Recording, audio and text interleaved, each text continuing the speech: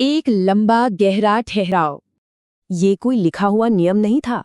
नहीं, ये एक चेतावनी थी, एक अनकही चेतावनी, जो उस सरकारी हॉस्टल की सीलन भरी दीवारों में एक ठंडी सी फुसफुसाहट बनकर तैरती रहती थी। मतलब सब जानते थे, सब मानते भी थे, पर कोई कोई इस बारे में बात नहीं करता था।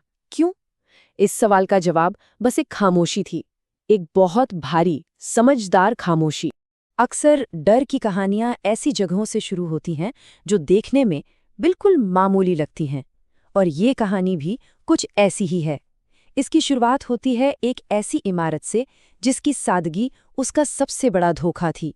बाहर से देखने में वो 4 मंजिला इमारत बस एक आम सी सरकारी बिल्डिंग थी। वही फीका रंग, सीधी सादी बनावट, कुछ खास नहीं। पर जैसे ही आप उसका दरवाज़ा पार करते थे, सब कुछ बदल जाता था। हवा में एक अजीब सा भारीपन आ जाता था। ऐसा लगता था जैसे उस जगह की खामोशी का भी अपना कोई वजन हो। बिल्डिंग सालों से आधी खाली पड़ी थी। लोग आते तो थे, अपना सामान भी रखते थे, पर कभी टिक नहीं पाते थे। कुछ ही हफ्तों में या कभी-कभी महीनों में उनके चेहरों पर एक अजीब सा डर दिखने लगता, और फिर बिना कुछ कहे वो अपना सामान बांधते और हमेशा के लिए चले जाते। दिन में तो वो बिल्डिंग अपने सारे राज छुपाए रखती थी, पर जैसे ही सूरज ढलता, उसका असली चेहरा सामने आता था। कॉरिडोर की लाइटें एक अजीब तरह से टिमटिमाने लगती, जैसे किसी की धड़कनें थक रही हों। और सीढ़ियों के पास वहां तो हवा अचानक से बर्फीली हो जाती थी। ये मामूली ठंड नहीं थी, नहीं, ये वो ठंडक थी जो कपड़ों के पार जाकर सीधे रूह में उतरती थी। ठीक वैसी जैसे कोई अनदेखी चीज अभी अभी आपकी सांसों को छूकर निकली हो। वो राज एक ऐसे घाव की तरह था जिसे कोई छूना नहीं चाहता था। पर फिर एक रात मेरी मजबूरी ने उस घाव को कुरेद ही दिया। उस हॉस्टल में वो मेरी 5वीं रात थी। मैं उस रात काफी देर से लौटा। लिफ्ट काम नहीं कर रही थी। दरवाजे पर खराब है का बोर्ड लटक रहा था। मेरा कमरा 4थी मंजिल पर था, और वहां तक पहुंचने का बस एक ही रास्ता था, वो सीढ़ियां। मैंने गहरी सांस भरी और अपना पहला कदम उन ठंडे पत्थरों पर रखा, और उसी पल मुझे वो एहसास हुआ। बिल्डिंग में सन्नाटा नहीं था। ये एक मुर्दा खामोशी थी, इतनी गहरी कि मुझे मेरे ही कदमों की आवाज किसी और की लग रही थी। मैं बहुत आहिस्ता आहिस्ता ऊपर चढ़ रहा था। पहली मंजिल आते आते वो जो एहसास था ना, वो यकीन में बदल गया। मेरे ठीक पीछे कोई था, कदमों की आवाज नहीं, नहीं नहीं, बस एक मौजूदगी जो मेरे हर कदम के साथ चल रही थी। मेरा दिल जोर जोर से धड़कने लगा। मैंने सारी हिम्मत बटोरी और झटके से मुड़कर पीछे देखा, पर वहां कुछ भी नहीं था। बस खाली सीढ़ियां जो नीचे अंधेरे में खो रही थीं, और दीवार पर कांपती हुई मेरी अपनी परछाई। मैंने खुद को समझाया, ये बस मेरा वहम है और कुछ नहीं। इस जगह की जो उदासी है ना, ये उसी का असर है। बस यही सोचकर मैं आगे बढ़ने लगा।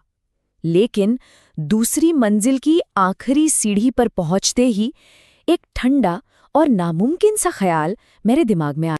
कुछ तो गड़बड़ थी, बहुत गड़बड़। मेरे पैर दुखने लगे थे, सांस फूल रही थी, जैसे मैंने इस मंजिल तक आने के लिए जरूरत से कहीं ज्यादा सीढ़ियां चढ़ ली हों।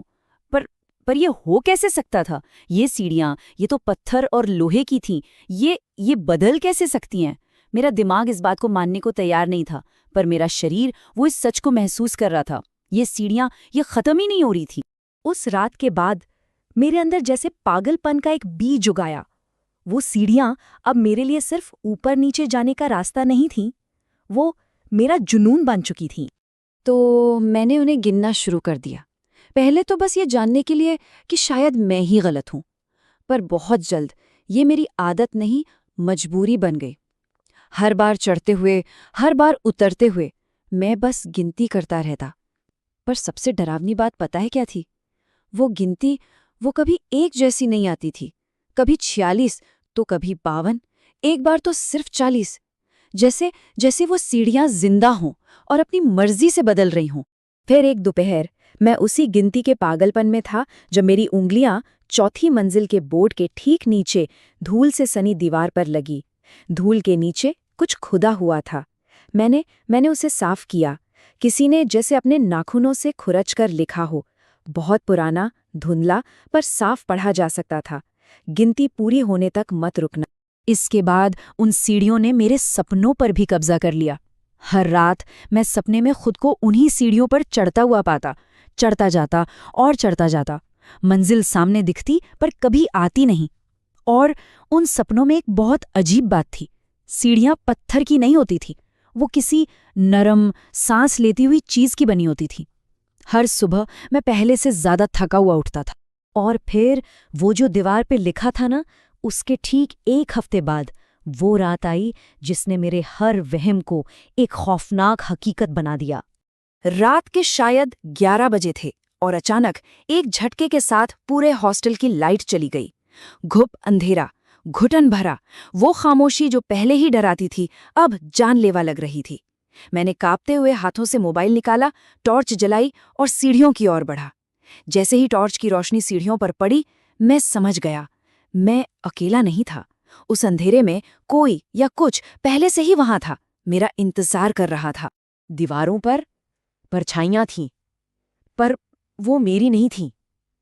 वो सीढ़ियों पर भी नहीं थीं, वो दीवारों से उभर रही थीं, जैसे गीले पत्थर से स्याही फैल रही हो। लंबी, पतली, इंसानी शक्लें, जिनके चेहरे नहीं थे, सिर की जगह बस एक खाली अंधेरा था। वो हिल नहीं रही थीं, बस खड़ी थीं और मुझे देख रही थीं। हाँ, मैं ये जानता था कि वो मुझे देख रही हैं। और तभी मेरे कानों में नहीं, सीधे मेरे दिमाग के अंदर एक आवाज़ गूंजी। वो आवाज अब बढ़ रही थी, मेरे जिस्म की हर हड्डी कांप रही थी। 2। ये एक गिनती थी, एक रस्म, जैसे उस जगह की धड़कनें हों। 3। मुझे सच में नहीं पता कि मैं कैसे चढ़ रहा था। ऐसा लग रहा था जैसे कोई अनदेखी ताकत मुझे ऊपर खींच रही हो। गिनती तेज और तेज होती जा रही थी। हवा इतनी भारी हो चुकी थी कि सांस लेना भी मुश्किल था। मेरे कानों में एक दबाव बढ़ता जा रहा था और जैसे ही मेरा पैर आखिरी सीढ़ी पर पड़ा, अचानक सब बंद हो गया।